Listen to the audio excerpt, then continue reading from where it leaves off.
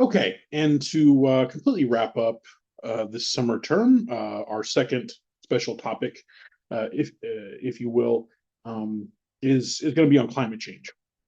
I know that this conversation can certainly be politically fraught. Of course, everything we've talked about in class this semester can be politically fraught, from tax cuts to government spending increases to inflation policy and all that kind of stuff.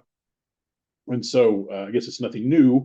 But the idea here is not that we're going to debate climate change and sort of is it real or is it not real.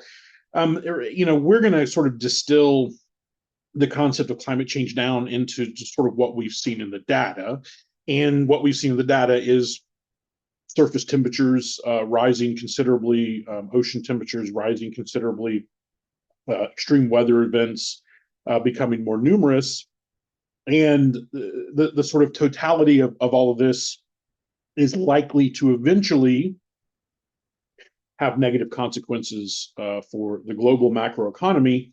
And then before then is also likely to have negative macroeconomic consequences on a country by country basis.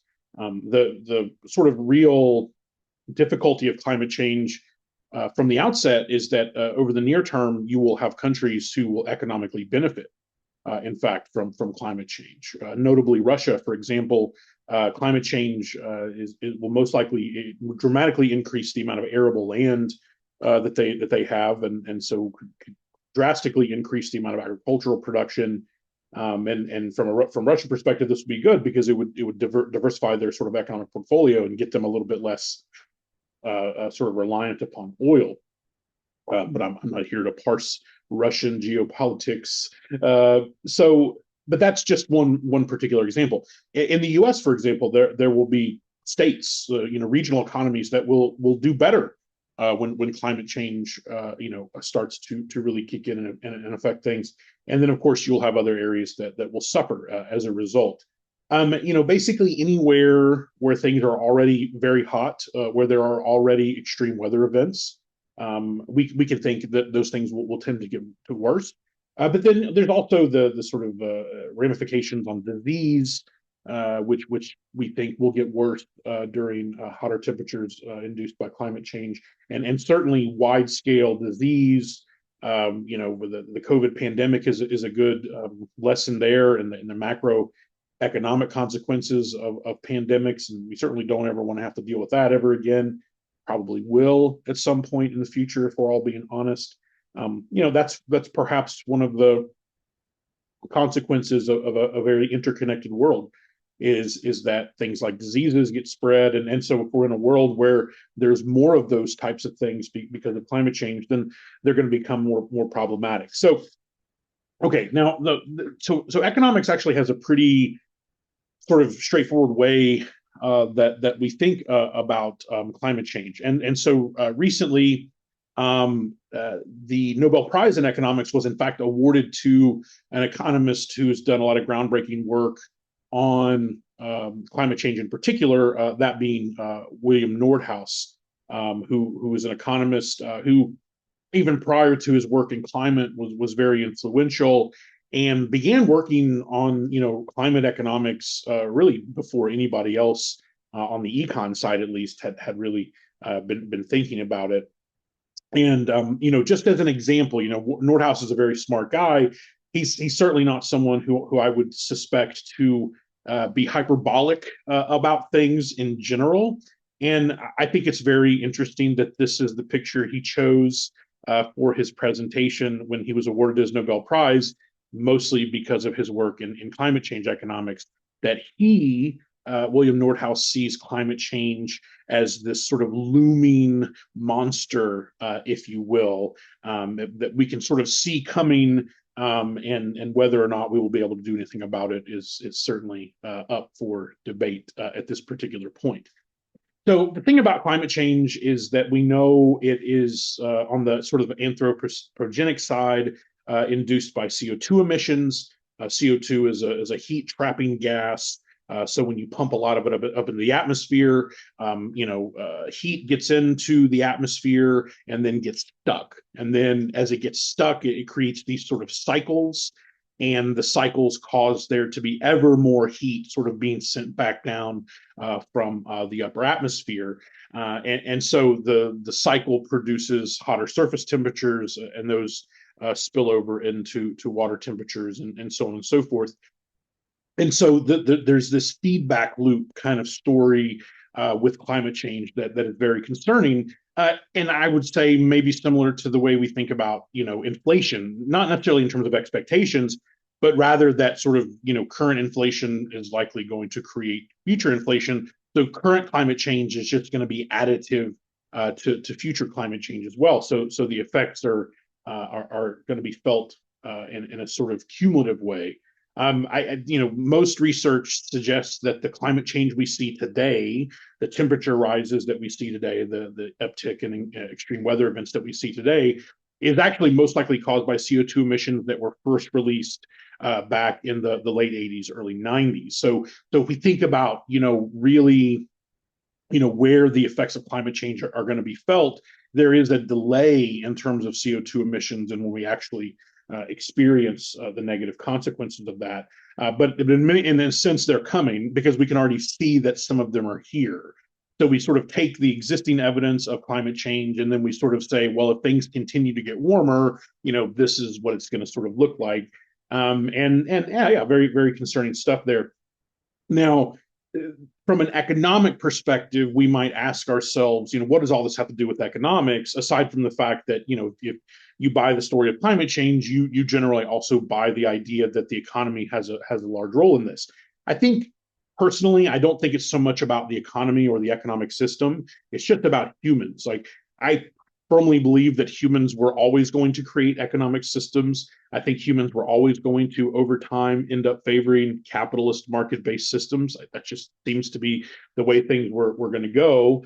And so, again, I don't think it really would have mattered what type of economic system we had. I think the issues that we run into deal with the sort of dual effects of the need to facilitate consumption with respect to an ever increasing population of individuals, and then also the material consequences of prosperity and the material consequences of economic growth giving rise to excess spending, and then that excess spending be in some sense a big driver of a lot of the kind of economic connections to climate change. And in a sense, I think you can make a fairly clear argument that the excesses of, say, materialism are really kind of the problem if maybe we just consumed in the same way that we used to, which was sort of on much thinner budgets, fewer clothes, fewer vehicles, less technology,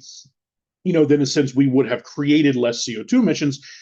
Of course, we also would have had a much worse economic system as a result. There would be much less wealth and prosperity, probably less people educated, less medical breakthroughs. And so I think that the argument that there's this false dichotomy between really the only thing we can do is get rid of market-based institutions, market-based economies. That's the only way we're actually going to reduce climate change. I think is really just an argument that says humans need to consume less.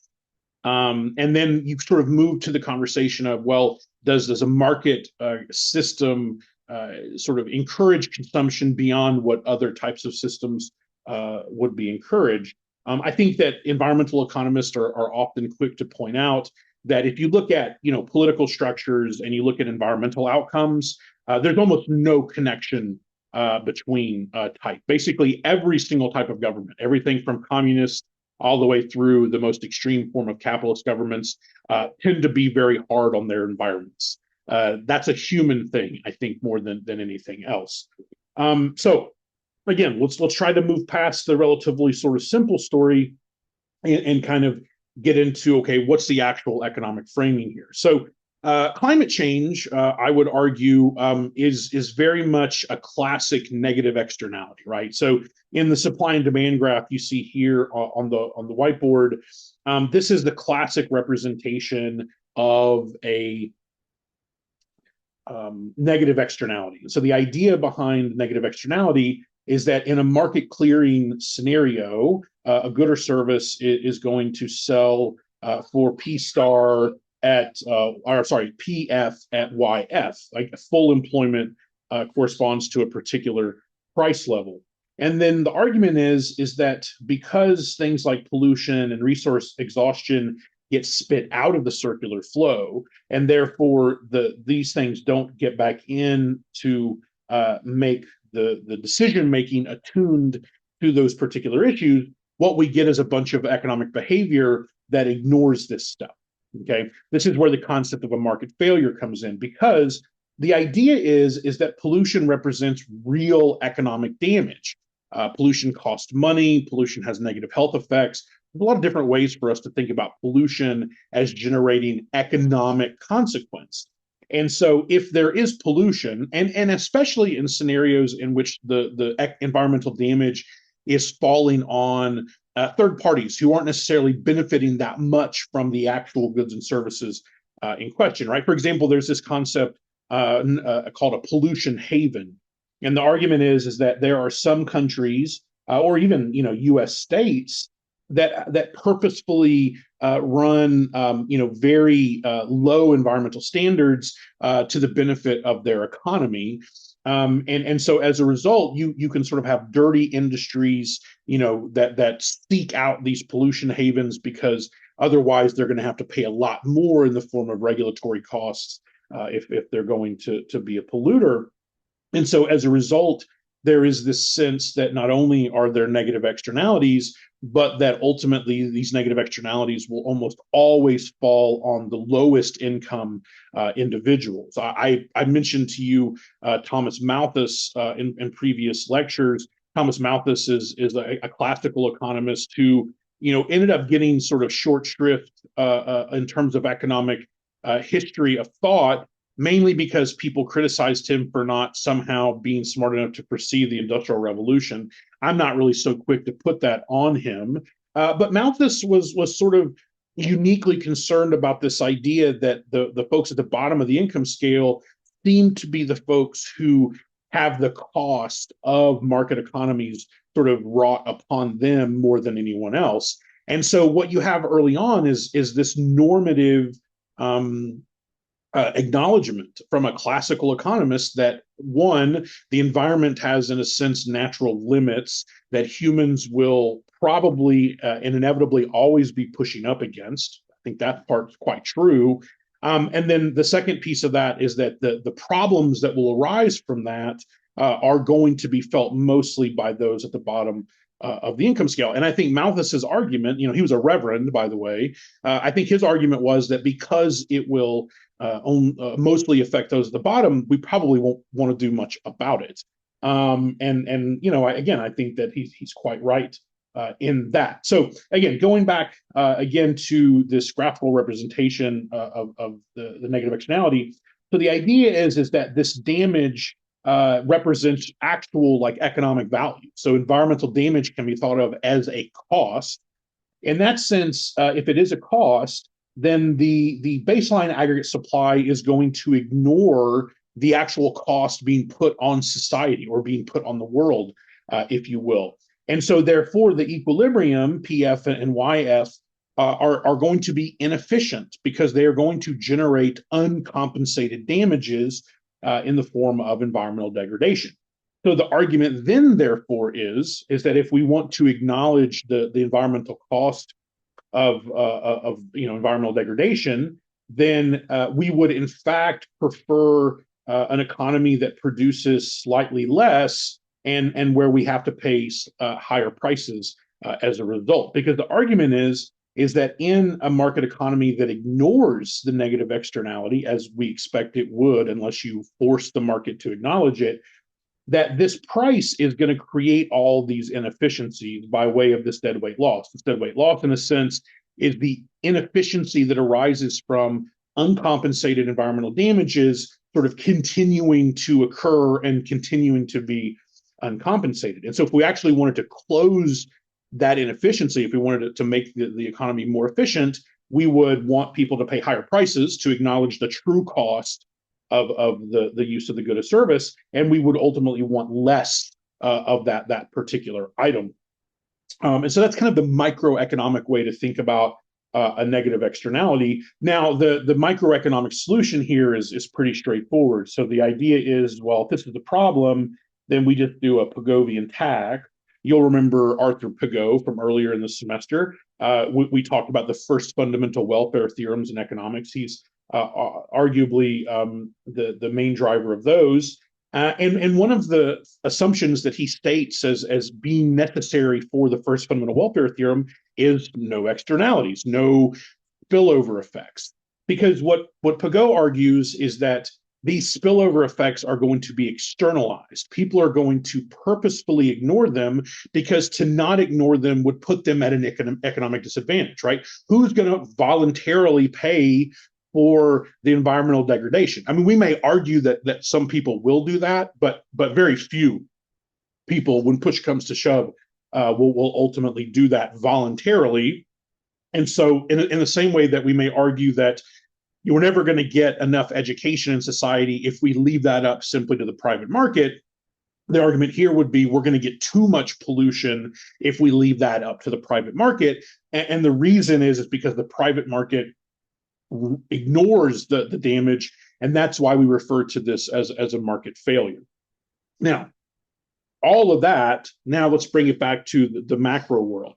So what Nordhaus did, and what sort of was so groundbreaking, is that Nordhaus modeled climate change into those micro foundations that we've talked about earlier in the term, right? So in the Nordhaus model, what he refers to as the DICE model, and this is very much related to the DSGE models that we talked about earlier in the semester.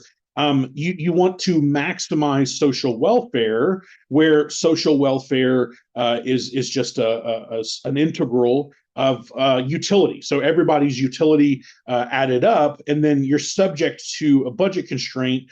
And within that budget constraint, you have this sort of notion of environmental degradation. So it shows up in the welfare function for society. And so there has to be now a balance from the social planner in terms of how much growth they get relative to how much environmental degradation, to the extent that they want to maximize social welfare. So the idea is that because people care about the environment, but because there are people that are ultimately damaged by the uncompensated environmental degradation, that we have to think about those individuals in terms of social welfare. This gets us kind of back to the sort of Pareto efficient arguments. If someone in your society is suffering costs of environmental degradation, that's not Pareto efficient, right? That's uncompensated damage. We can get to a Pareto efficient position, but it would require us, right, to move policy and to somehow compensate that individual, or figure out a way to create a situation where you don't need to compensate, right? So instead of solving a problem that's occurred, instead try to use policy to prevent the problem from actually occurring. And so we can think about this in the context of, what does policy actually look like? And in the same way that we talk about sort of, monetary policy as targeting inflation, we can think about climate change policy as targeting a temperature. So the idea is we're going to think about the damage function of climate change, and we're going to think that the damage function is increasing in temperature, which makes a lot of sense. So the more climate change we get, the more damage that we're ultimately going to look at. So these are the temperature trajectories of these various policy stances. You can see everything from not doing anything to very sort of severe policy. There's this blue line here, the blue with the circles. That's sort of the optimal policy perspective. So you'll notice that the optimal policy here causes global temperatures to rise for a little bit, and then around 2100, 2110, you see those temperatures start to decline. So within these models, the sort of optimal temperature change is, you can see, very moderate, and sort of more than 100 years into the future is when we ever can sort of think that we're going to get a decrease in temperature. Whereas in the most extreme policy positions, it's still going to take close to 50 years for us to see any discernible effect on temperature. So if you're someone who thinks that climate change is much more dire than this, then in a sense, this is even somewhat more frightening. The balance here is that climate change is costly to prevent, but likely even more costly to not prevent, right? It's the classic economic question of, can we afford to do something? Can we afford not to do something? And Nordhaus and the climate folks, I think, are in agreement that if you do nothing, the potential damage to economic growth is so severe that it would far outweigh the cost over the lifetime of these costs to actually do something about climate change. Now, that being said, we do have to balance abatement costs with temperature reductions, or at least temperature stabilizations. We don't lose sight of that classic sort of cost benefit argument in economics. So what this involves in terms of the carbon side is we try to measure what we refer to as the social cost of carbon. So we predict the future cost of climate change in terms of economic disruption, in terms of migration patterns, all the things that we think are going to be caused by climate change.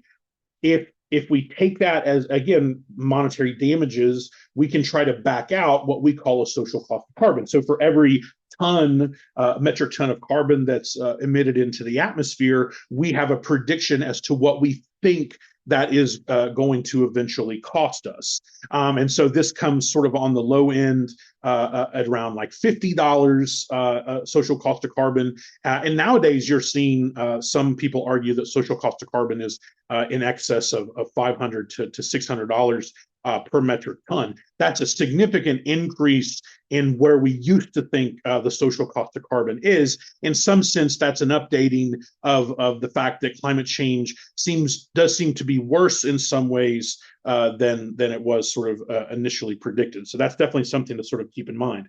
Now, why do we come up with social cost of carbon? Well, the reason why we come up with social cost of carbon is because this Pigovian tax is the means to disincentivize carbon emissions from economic growth. Because if you tax carbon emissions or you tax carbon intensity, you now create an incentive for consumers to seek out non-carbon intensive products and services.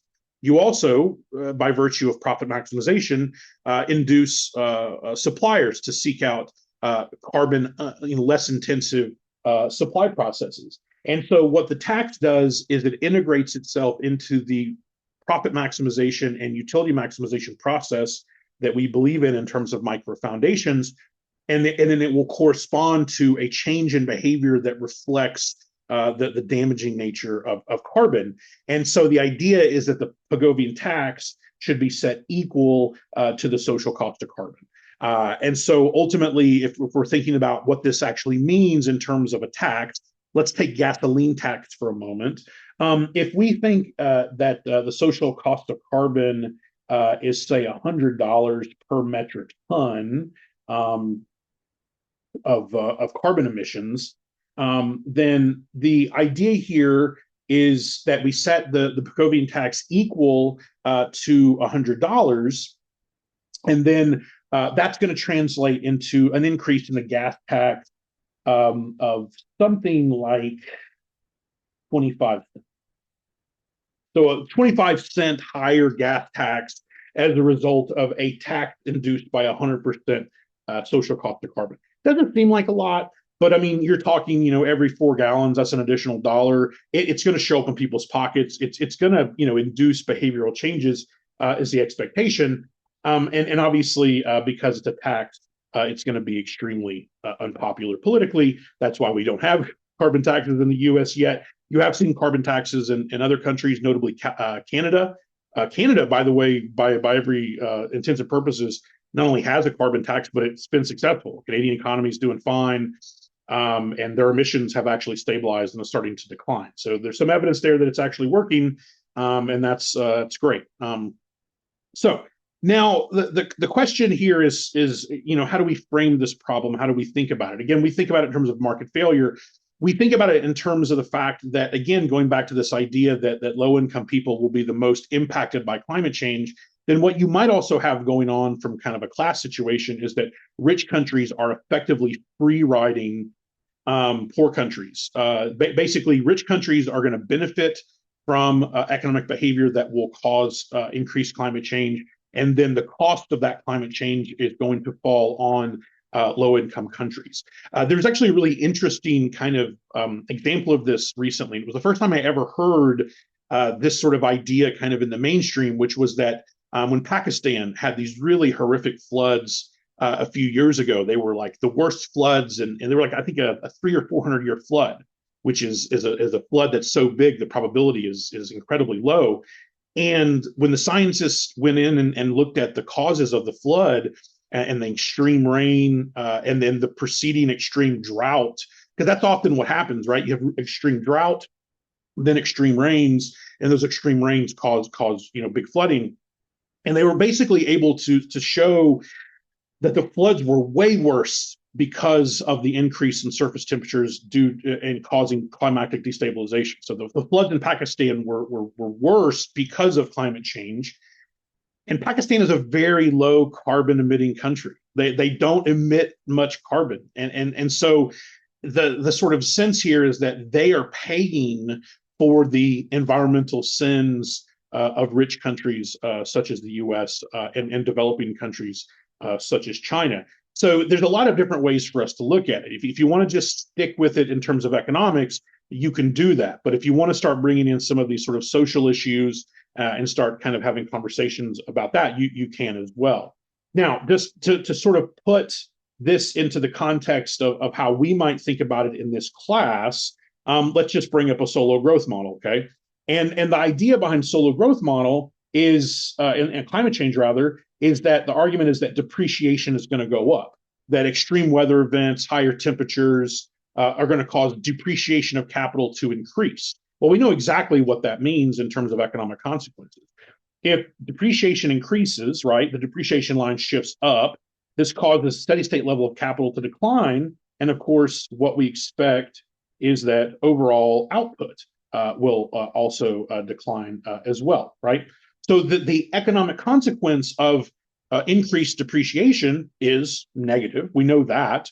And we also believe pretty strongly that depreciation is going to be one of the consequences of climate change. Now, there is a fairly influential paper that came out back in 2005. It's since been updated by Frankhauser and Toll. Richard Toll is one of the most prolific economic researchers of the 21st century and has published some of the most influential stuff on climate change, and is very sort of outspoken in his belief that climate change represents potentially severe economic consequences. But he also is someone who is very measured on his views of climate change and thinks that we still have quite a bit of time to enact some common sense policies to do something about this.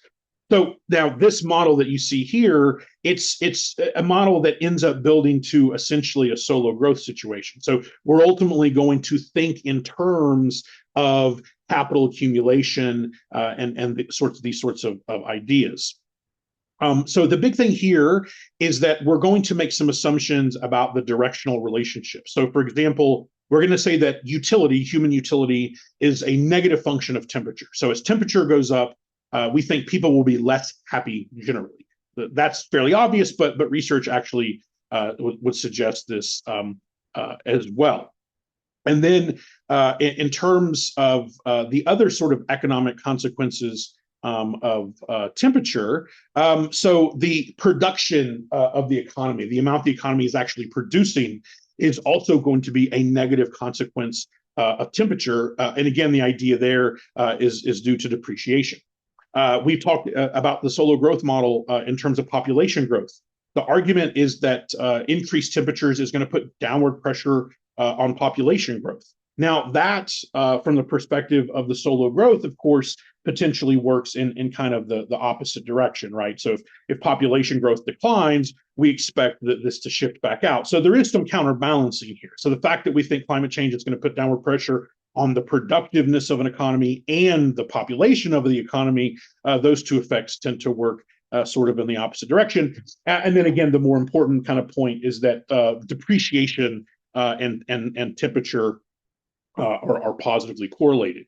And so they do a bunch of math and a bunch of economic simulations here. Again, it ends up being a steady state conversation. So we're going to frame this ultimately in terms of steady state.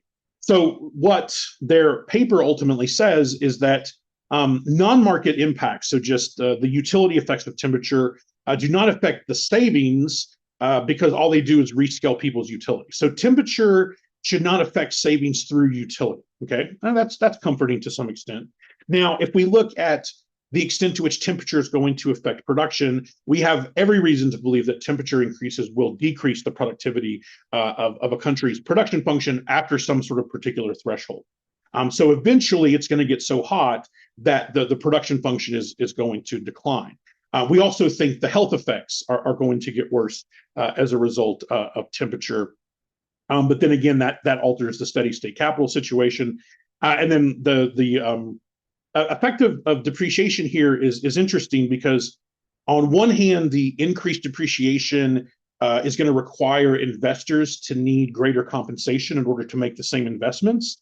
So you can imagine that puts downward pressure on investment. But then on the other hand, because there's faster depreciation, you need more capital replacement. So it's a little bit sort of ambiguous as to like exactly what that's going to sort of look like beyond the expectation that just depreciation of itself will tend to reduce the steady state as we see here in the basic solo.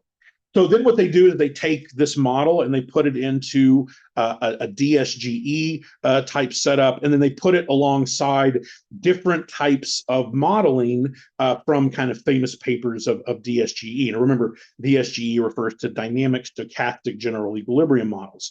So these are kind of the most famous ones: Mankiw, Romer, Ramsey, Solo. You know, these all should sound familiar to you at this point. And you can see the different effects on GDP. And so what we get are these increasingly large effects on GDP, depending upon the model you use. And depending upon the model that you consider, we can see that there's this expectation of a reduction in economic growth. And so the idea is that there's this range of possibilities that range from, quite bad to very bad. And so the main argument here isn't so much as to whether climate change is good for economic systems, right? Over the long run, climate change is almost necessarily bad for the global economic system. The questions and what makes dealing with climate change so difficult is that the only way you deal with climate change is as a global group, as a singular group. Otherwise, the incentives just never really work out to get us to that stable situation. So there's a lot of economics sort of in here, everything from game theory to fiscal policy to international relations, and so it's a difficult sort of conversation to have here. Is we sort of know that the sort of negative economic consequences of climate change are going to put us in this particular range of economic damage.